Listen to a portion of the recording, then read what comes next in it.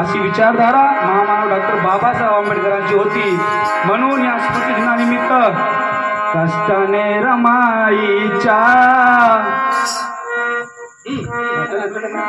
कष्टाने रमाईच्या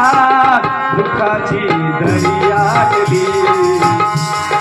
कष्टाने रमाईच्या दुःखाची दर्यातली अन झोपडीत गरीबाच्या अन झोपडीत गरीबाच्या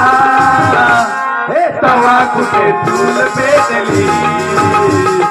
झोपडीत गरीबाच्या तवा कुठे चूल पेटली कष्टाने रमाईच्या